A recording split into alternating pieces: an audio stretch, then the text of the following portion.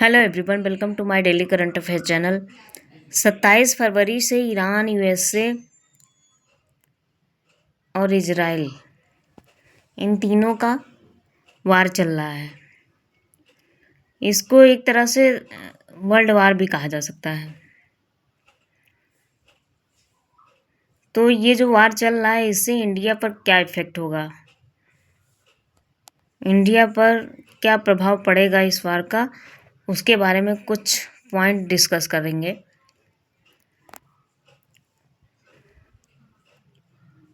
तो जो आयल जो क्रूड आयल होता है, उसका जो इंपोर्ट एक्सपोर्ट जो होता है, वो स्ट्रेट ऑफ हार्मुज जो ईरान के कब्जे में है, कब्जे में क्या कहें, वो ईरान का ही है, ये कहा जा सकता है। तो वहीं से लगभग 25% क्रूड आयल का आयात निर्यात किया जाता है। तो अगर ये वार छिड़ी रही है ऐसे ही, तो फिर इंडिया का बहुत ही नुकसान होगा। पहले स्ट्रेट ऑफ हार्मुज के बारे में जान लेते हैं और ये मैप में देख लेते हैं है कहाँ। ये स्ट्रेट ऑफ हार्मुज है, ईरान और ओमान को जो सेपरेट करता है, और पर्सियन गल्फ और गल्फ ऑफ ओमान और अरेबियन सी को आपस में जोड़ता है। तो ये स्ट्रेट ऑफ हार्मुज है, जिसमें 25% ऑयल का इंपोर्ट और एक्सपोर्ट बाय वाटर वे होता है। ये बहुत ही नैरो है, बहुत ही संकीर्ण रास्ता है, जो 39 किलोमीटर मल्ली है। और ये युद्ध अगर ऐसे ही चलता रहा तो ईरान स्ट्रेट ऑफ हार्मुज को बंद कर देगा। तेल व गैस की आपूर्ति गंभीर रूप से बाधित हो जाएगी इससे। अनऑफिशियली रिवो रोशनी गार्ड कार्प जो हैं, अभी उन्होंने जहाज को संदेश देकर ये मार्ग जो है हार्मुज स्ट्रेट, उसको बंद करने का आदेश दिया है। स्ट्रेट ऑफ हार्मुज जो है एक महत्वपूर्ण तेल पारगमन चोक पॉइंट है। ये देखिए, स्ट्रेट ऑफ हार्मुज जो है वो ये है स्ट्रेट ऑफ हार्मुज। ऊपर ईरान है, नीचे ओमान है और यहाँ यूएई है। ईरान और ओमान को सेपरेट करता है, बगल में यूएई है और ये है स्ट्रेट ऑफ हार्मुज।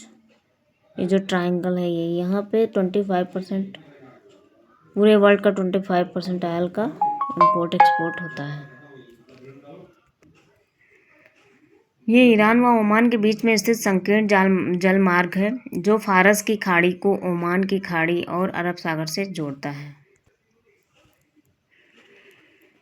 ये वर्ल्ड के पेट्रोल व एलएनजी लिक्विफाइड नेचुरल गैस का लगभग 1/5 हिस्सा संभालता है। Straight of Hormuz 15 million barrel कच्चा तेल यहीं से गुजरता है पूरे वर्ल्ड का। स्ट्रेट ऑफ हार्मुज अगर बंद हो जाता है तो भारत पर क्या प्रभाव पड़ेगा? तो जो भारत का ग्लोबल एनर्जी मार्केट है, उसमें कमी आ जाएगी, क्योंकि ग्लोबल एनर्जी मार्केट में भारत भी शामिल है। भारत की आपूर्ति जो तेल निर्भरता है, वो नहीं पूरी हो सकती है। शॉर्ट टर्म के लिए भारत संभाल सकता है, क्योंकि कुछ रिजर्व इसके पास रहते हैं कुछ समय के लिए, मतलब शॉर्ट टर्म के लिए ये संभाल सकता है। लेकिन इंटरनेशनल लेवल पे जो क्रूड ऑयल की प्राइस है, वो बहुत ही ज़्यादा है, तो ये ऊर्जा की कीमत काफ़ी चुकानी पड़ सकती है भारत को। एलपीजी एलएनजी के लिए भारत की निर्भरता पूरी तरह से स्ट्रेट ऑफ हार्मुज पर ही डिपेंड है। तो इसके लिए इसको बड़ा खामियाजा, बड़ी कीमत देनी पड़ेगी इसको आयात निर्यात करने के लिए।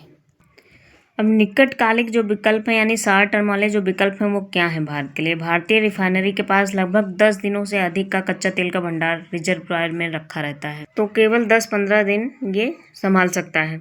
और रणनीतिक पेट्रोलियम रिजर्व का भी प्रयोग कर सकता है, जैसे गैर स्टेट क्षेत्रों से खरीद सकता है। स्ट्रेट ऑफ हार्मुज के अलावा भी अन्य देशों से ये तेल आयात निर्यात कर सकता है। विविधीकरण विकल्प, मतलब अन्य जो विकल्प हैं वो क्या हैं? तो ये है, रसिया से ऑयल खरीद सकता है, अमेरिका से ले सकता है, अफ्रीका से ले सकता है और लैटिन अमेरिका से ले सकता है।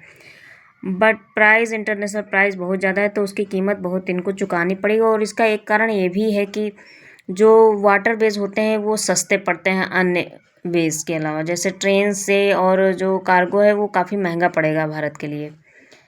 तो उसकी कीमत ज़्यादा देनी पड़ेगी भारत को। भारतीय महासागर व अरब सागर में रूसी कार्गो उपलब्ध है जिनमें स्टोरेज में रखा जाता है ऑयल। भारत इसका इस्तेमाल भी कर सकता है। और इससे पहले 10,000 भारतीय जो ईरान में है, इजराइल में लगभग 41,000 हैं, इंडियन है। तो सबसे पहले इंडियन गवर्नमेंट की ये जिम्मेदारी है कि भारतीय नागरिकों को अपना जो है इंडिया में पहुंचाएं सुरक्षित। जितने भी खाड़ी देश हैं उसमें जो है इंडिया के श्रमिक भी कार्य करते हैं, तो उनको सुरक्षित अपनी जगह पे पहुंचाना ये सबसे पहले गवर्नमेंट का काम होना चाहिए। 2018 में जो joint comprehensive plan of action था उससे जो है यूएसए निकल गया था और जो भी ईरान से जो है व्यापार करता था उस पर यूएसए ने टैरिफ भी लगा दिया था। तो भारत और ईरान के बीच में लगभग कुछ ही जो है तेल खरीदा जाता था और तो यूएसए ने बैन लगा दिया था। तो इससे उसकी निर्भरता ईरान पर काफ़ी कम हो गई थी, इंडिया की ईरान पे। और भी जल्दी ही उसने जो है जो भी ईरान से जो है व्यापार करता है उस पर 25% का टैरिफ लगाया है। अभी फरवरी 2022 में यूक्रेन और रसिया का जब वार हुआ था, क्रूड ऑयल की कीमत काफ़ी बढ़ गई थी। तो जब भी ये वार होता है तो क्रूड ऑयल जो डिपेंडेंसी है इंडिया की अन्य देशों से वो बढ़ जाती है। इससे वार के टाइम में इसकी कीमतें बढ़ जाती हैं।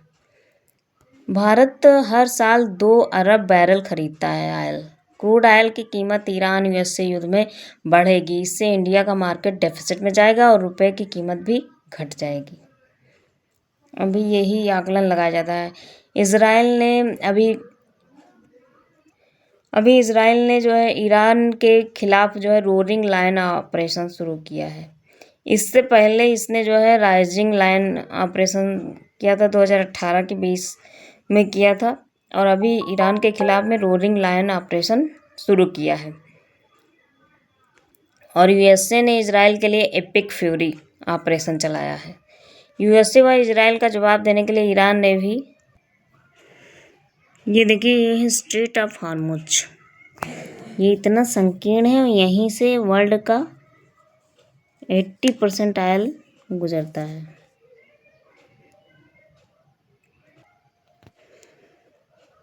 ये ईरान के जो एरिया हैं जो जिस पे इजराइल और यूएसए ने अटैक किया है, ये ईरान के सारे एरिया हैं जिस पे अटैक किया गया है यूएसए और इजराइल के द्वारा।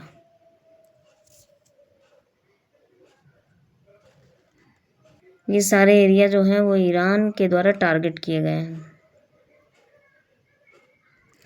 ईरान इजराइल से इसलिए चिढ़ता है क्योंकि इजराइल का कोई अस्तित्व नहीं था पहले, और अब ये बहुत ही शक्तिशाली देश बन चुका है। छोटा सा देश है जो बहुत ही शक्तिशाली है। इजराइल ने रोरिंग लायन ऑपरेशन ईरान के लिए चलाया है अटैक करने के लिए, और यूएसए व इजराइल ने मिलकर एपिक फ्यूरी ऑपरेशन चलाया है। ये इजराइल और यूएसए के युद्ध में इंडिया के काफ़ी नागरिक जो इजराइल में और यूएई में, सऊदी अरब में सब जगह फंसे हुए हैं, तो उनको निकालना गवर्नमेंट की सबसे पहली जिम्मेदारी है। तो बहुत सारे ऑपरेशन इससे पहले भी चलाए गए हैं बहुत सारे देश में। जब कोई प्रोटेस्ट या वार की युद्ध छिड़ जाता है तब इंडियन गवर्नमेंट उनको सफलतापूर्वक निकाल के ले आती है। तो हो सकता है ऑपरेशन संकल्प चलाया जाए जो डिजास्टर मैनेजमेंट के तहत चलाया जाता है, उनके द्वारा नागरिकों को सुरक्षित इंडिया लाया जाए।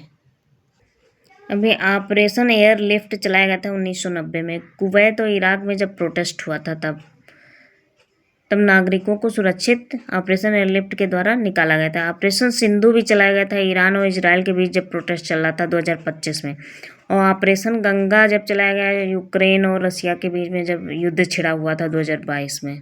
ऑपरेशन कावेरी भी 2023 में चला गया था सूडान में जब नागरिक फंसे हुए थे, और ऑपरेशन अजय 2023 में इजराइल से ही निकाला गया था नागरिकों को सुरक्षित। ऑपरेशन देवी शक्ति 2021 में अफगानिस्तान से नागरिकों को सुरक्षित निकालने के लिए चलाया गया था।